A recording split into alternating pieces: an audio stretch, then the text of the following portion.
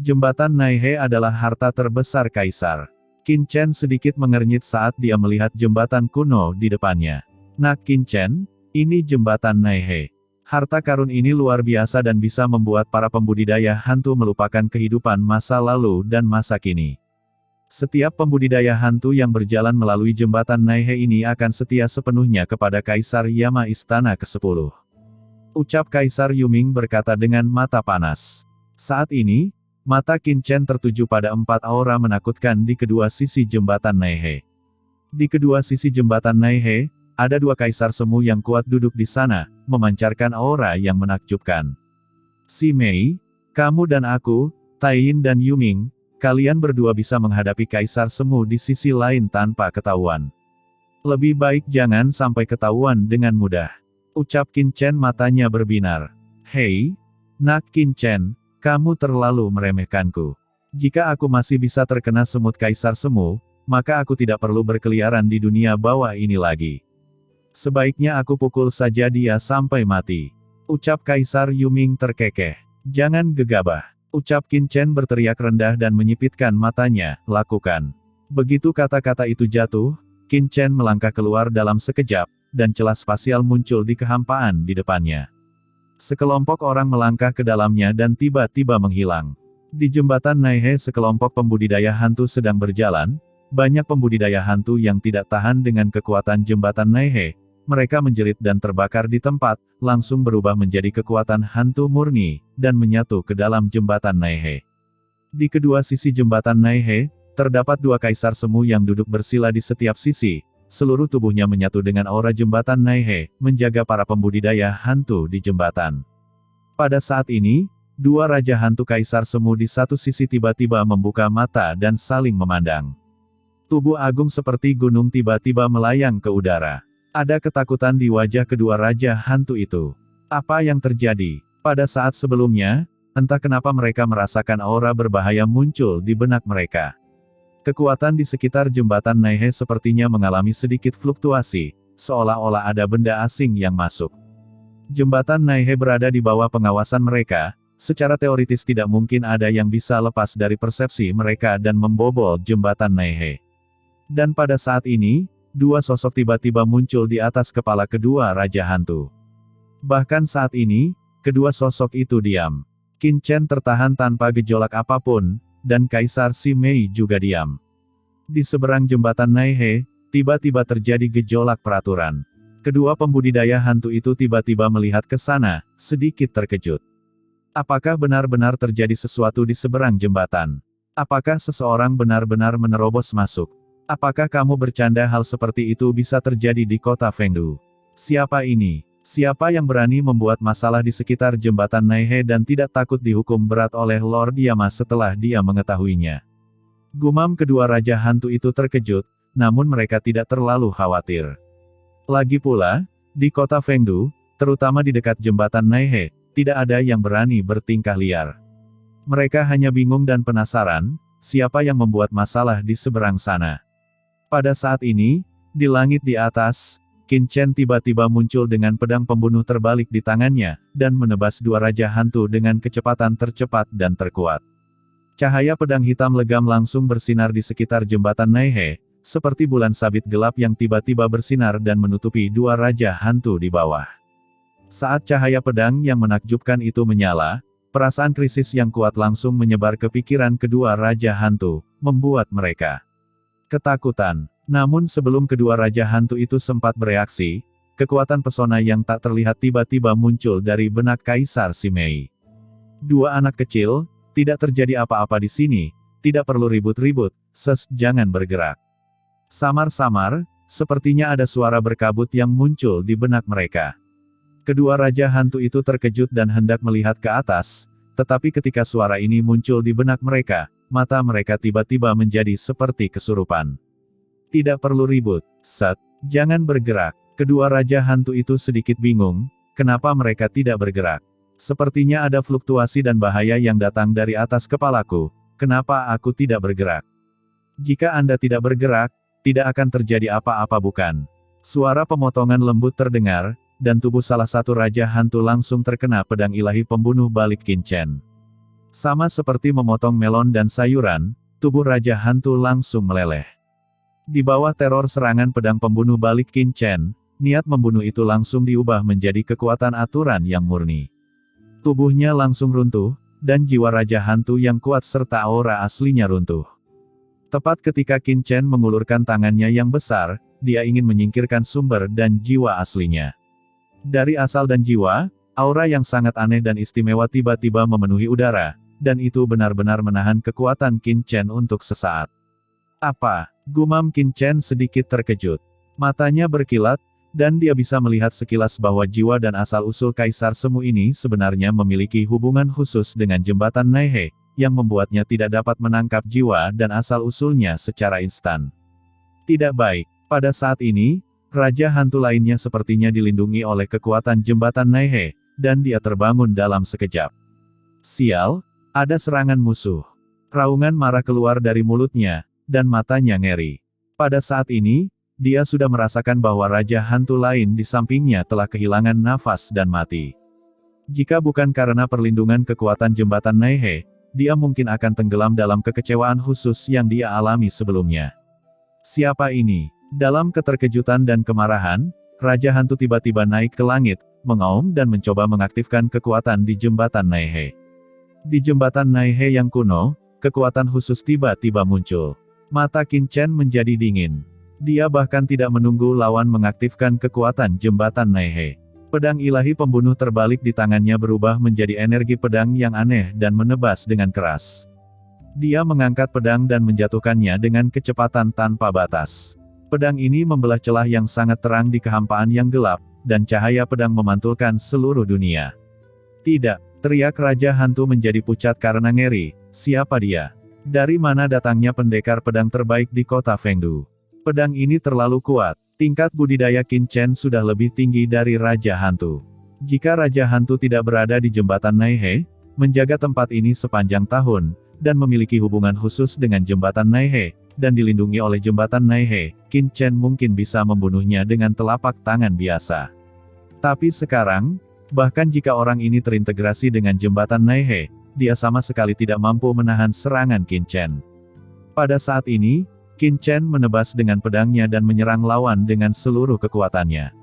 Raja Hantu ini baru saja bergabung dengan jembatan Naihe, dan hampir tidak punya waktu untuk bereaksi.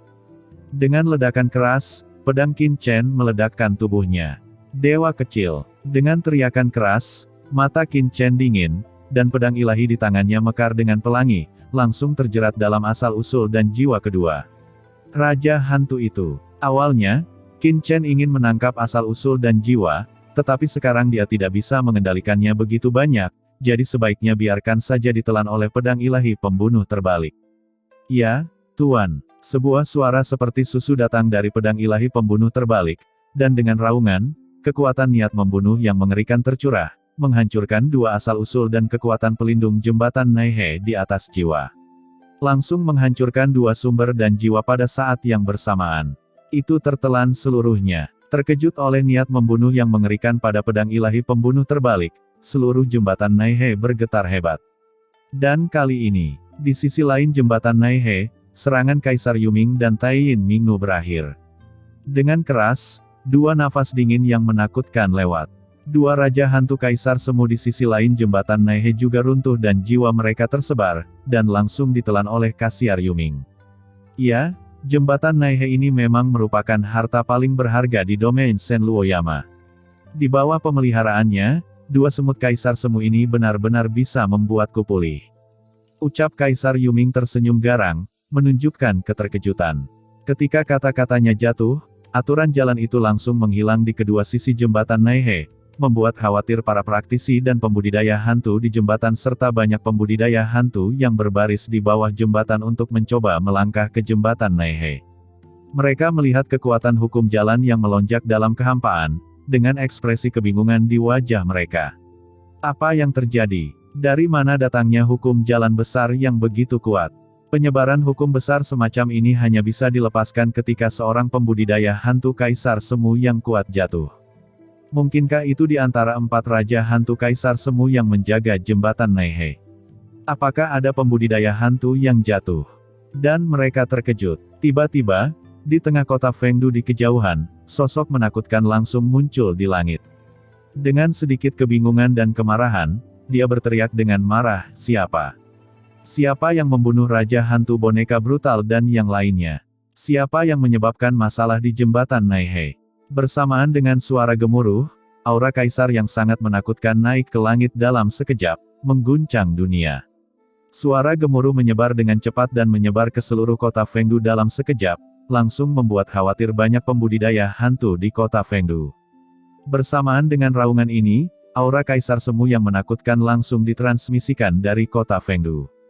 Di antara mereka, beberapa aura Raja Hantu Kaisar Semu berada sangat dekat dengan jembatan Naihe. Mereka segera bergegas menuju jembatan Naihe dan melihatnya dengan ketakutan di wajah mereka.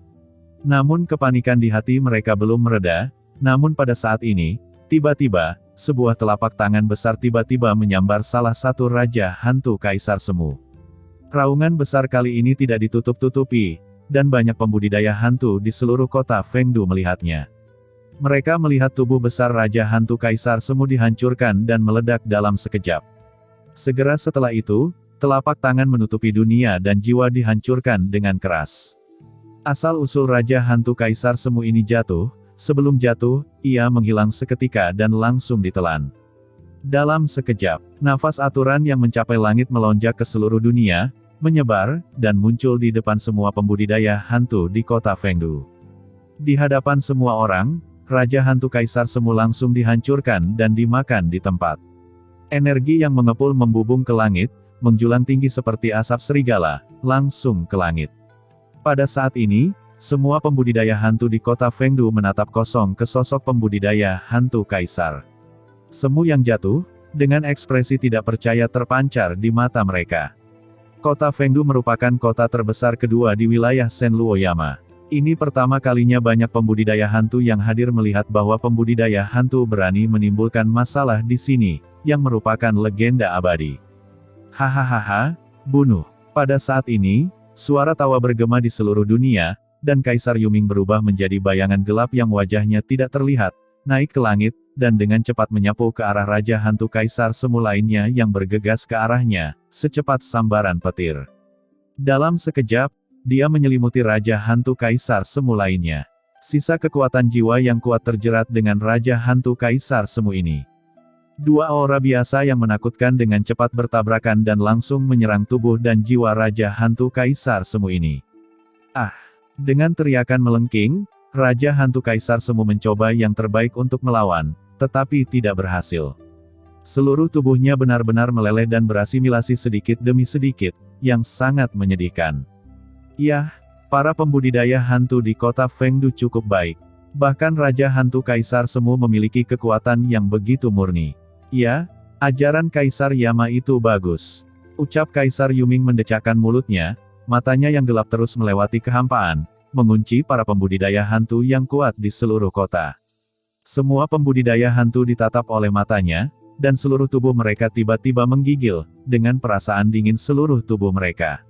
Dalam sekejap, 6 kaisar semu jatuh, membuat banyak pembudidaya hantu yang hadir merasa mereka jatuh ke dalam gudang es.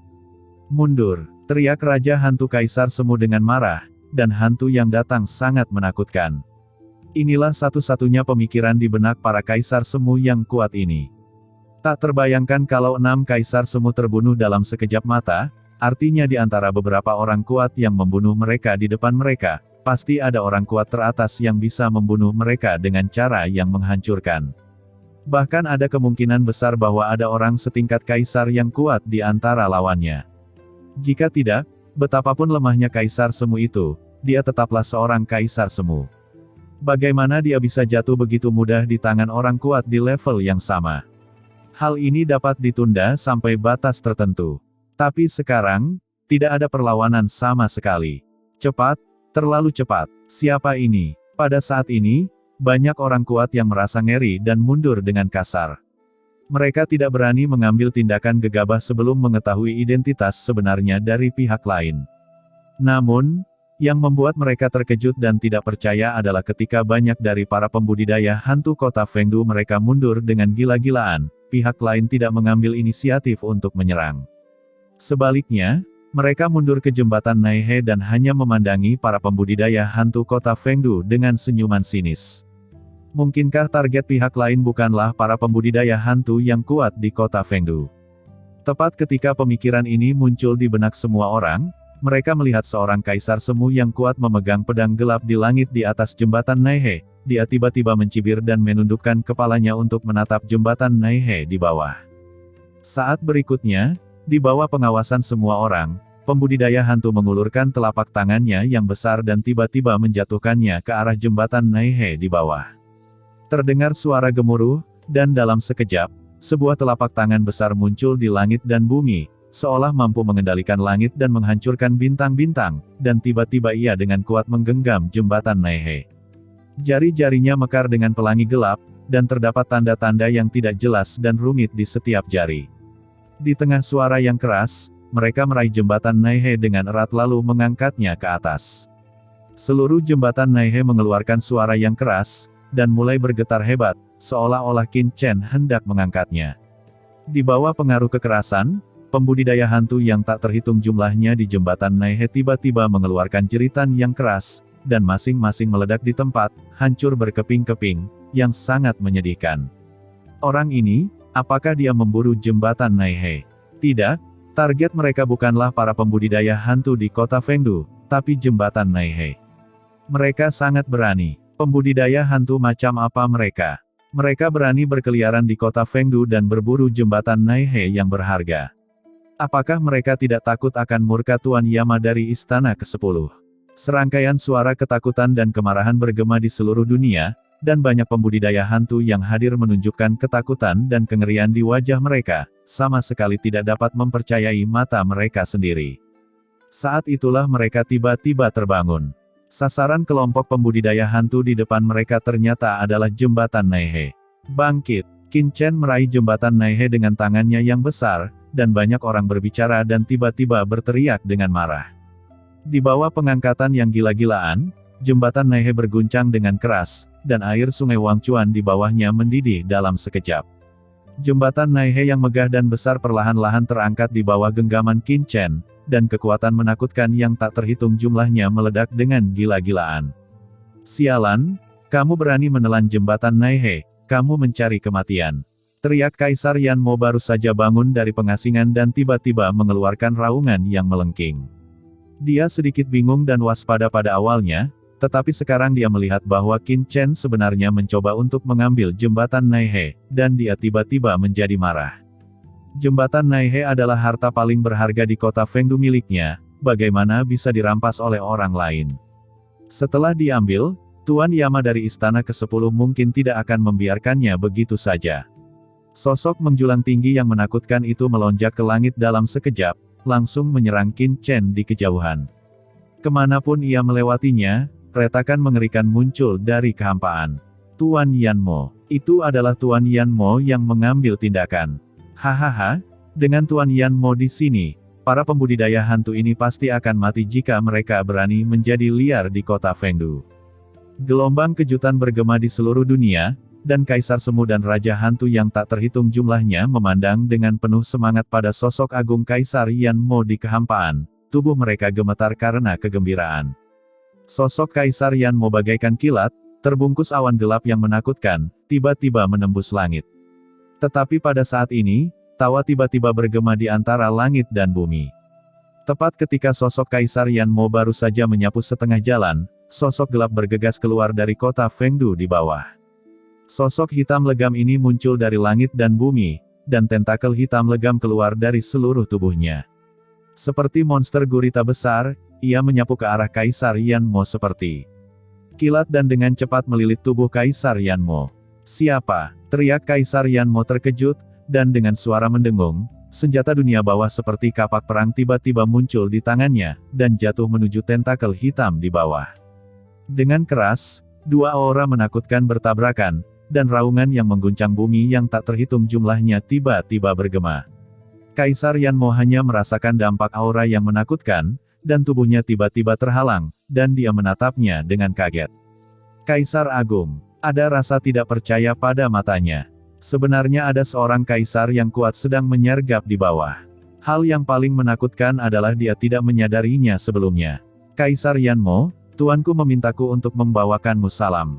Ucap Molly tertawa galak, dengan ekspresi gila di wajahnya. Di bawah kapak itu, darah dan energinya melonjak ke seluruh tubuhnya, dan dia hampir menyemburkan seteguk darah. Dia merasakan diam-diam di dalam hatinya. Orang-orang kuat di tingkat tengah Kaisar Agung memang menakutkan, tetapi tidak ada jejak rasa takut di wajahnya. Tentakel di seluruh langit meledak lagi, dengan liar terjerat pada Kaisar Yanmo. Tentakelnya berputar seperti iblis yang muncul dari laut dalam, memberikan rasa takut yang kuat kepada orang-orang. Tuanmu, siapa kamu? Ucap Kaisar Yanmo merasa ngeri saat ini. Kegilaan yang ditunjukkan oleh Molly sungguh luar biasa, dan Kaisar biasa tidak akan pernah memiliki aura gila seperti pria di depannya, tetapi dia tidak tahu asal-usulnya sama sekali. Hal ini membuat kulit kepalanya kesemutan, keterkejutan dan kemarahan yang tak terhitung jumlahnya muncul di benaknya. Gagaga, siapa kami? Coba tebak, ucap Molly tertawa kecil dan tidak menjawab. Tawanya menyebar dan bergema ke seluruh dunia. Tentakel yang tak terhitung jumlahnya berubah menjadi sangkar dan langsung menutupi tubuh Kaisar Yanmo. Raja Neraka Kaitian, keluar. Teriak Kaisar Yanmo meraung, memegang kapak hitam besar di tangannya, dan menebas dengan keras, seperti membuka langit, langsung merobek tentakel di seluruh langit di depannya, membuat raungan yang keras. Hah, si Mei, Taiyin, bantulah Molly. Di kejauhan, Qin Chen melihat ini dan langsung berteriak dingin. Ya, segera setelah Kaisar Yanmo membelah serangan Molly, dia melihat dua aliran cahaya masuk dari kejauhan. Pada saat yang sama, nafas pesona yang tak ada habisnya ditransmisikan langsung ke dalam pikiran Kaisar Yanmo, membuat pikirannya tiba-tiba pusing. Itu adalah serangan pesona. Gumam Kaisar Yanmo begitu berwawasan luas sehingga dia dapat melihat serangan Kaisar Simei dalam sekejap. Dengan keterkejutan jiwa, dia tiba-tiba melepaskan diri dari serangan pesona dan menyerang dengan kapak. Dengan keras, Kaisar Simei mundur dengan gila-gilaan. Namun saat ini, Molly dan Taiyin Mingnu datang untuk menyerang lagi, menjebak Kaisar Yanmo. Berikan padaku. Mengambil kesempatan ini, Qin Chen langsung mulai menyempurnakan jembatan Naihe. Di bawah genggaman Qin Chen, jembatan Naihe mulai bergetar dengan cepat, dan seluruh jembatan terus-menerus meletus dengan kekuatan aneh. Kekuatan mengerikan ini terus meresap ke dalam tubuh Qin Chen. Langit dan bumi di segala arah bergemuruh dengan keras, dan seluruh sungai Wangchuan mendidih dengan hebat. Sedikit pun kekuatan Wangchuan akan memasuki tubuh Qin Chen di sepanjang jembatan Naihe dan menimbulkan korosi pada tubuh Qin Chen. Dalam sekejap, gumpalan asap hitam muncul dari tubuh Qin Chen. Ini adalah air sungai terlupakan yang merusak tubuhnya, dan semua aturan Dao di tubuhnya mulai larut dan terkorosi sepenuhnya. Hah, kekuatan korosif ini. Gumam Qin Chen diam-diam ketakutan dan menatap ke bawah. Tubuhnya berbeda dari para pembudidaya hantu biasa di dunia bawah. Ia telah mengalami terlalu banyak pembaptisan kekuatan. Namun kini, akibat erosi sungai Wangchuan, ia mengalami rusak ringan, yang membuat Qin Chen terkejut. Gunung, sungai, dan 5 gunung, tubuhku tidak akan pernah hancur. Ucap Qin Chen berteriak pelan, tidak ingin terlalu terjerat dengan air sungai Wangchuan. Di tengah teriakan keras itu, aura gunung yang menakutkan tiba-tiba keluar dari tubuh Qin Chen. Aturan gunung itu adalah yang ia sadari dari sumber proyeksi Kaisar Wu Yueming di Laut Mati. Terjadi ledakan. Dalam sekejap, seluruh tubuh Qin Chen tampak telah berubah menjadi gunung hitam pekat yang megah. Gunung itu menjulang tinggi, seolah-olah muncul dari dunia bawah kuno. Dalam sekejap, ia memadat dan memblokir kekuatan sungai Wangchuan yang mengalir tepat di luar tubuhnya. Apa aturan jalan pegunungan ini, mungkinkah? Di kejauhan, Kaisar Yanmo yang sedang dikepung oleh Molly, Kaisar Simei, dan Taiyin Mingnu merasakan aura Dao Agung di tubuh Qin Chen. Tiba-tiba ia terkejut dan menjadi pucat. Tebakannya memang tidak berdasar dan tidak sembarangan. Putra ini pasti memiliki hubungan dengan Kaisar Wu Yueming. Kaisar Yanmo tampak terkejut dan marah. Sebagai seorang kaisar kuno, dia secara alami sangat akrab dengan Kaisar Wu Yueming dan telah berurusan dengannya. Sekarang Qin Chen memancarkan aturan gunung. Selain Kaisar Wu Yueming, sama sekali tidak ada orang lain di seluruh dunia bawah yang memiliki pencapaian ini. Orang ini bisa jadi adalah keturunan Kaisar Wu Yueming, atau memiliki hubungan yang sangat dekat dengannya. Di mata Kaisar Yanmo yang kaget dan marah, Qin Chen mengabaikannya sama sekali. Setelah langsung menolak erosi air sungai Wangchuan. Segera setelah itu, Qin Chen meraih jembatan Naihe dengan tangannya yang besar, dan aura yang mengalir dari sumber tubuhnya, berisi kekuatan 3000 jalan dunia bawah, meledak langsung ke jembatan Naihe. Jembatan Naihe bergetar hebat, dan aura menakutkan langsung muncul di sana. Samar-samar, Qin Chen benar-benar merasakan kekuatan takdir menembus tubuhnya. Pada saat ini, Qin Chen tampaknya berada di dunia ilusi, dengan langit di sekelilingnya putih dan tidak dapat melihat apapun. Dan di hadapannya tampak ada sesosok tubuh yang sedang berjalan.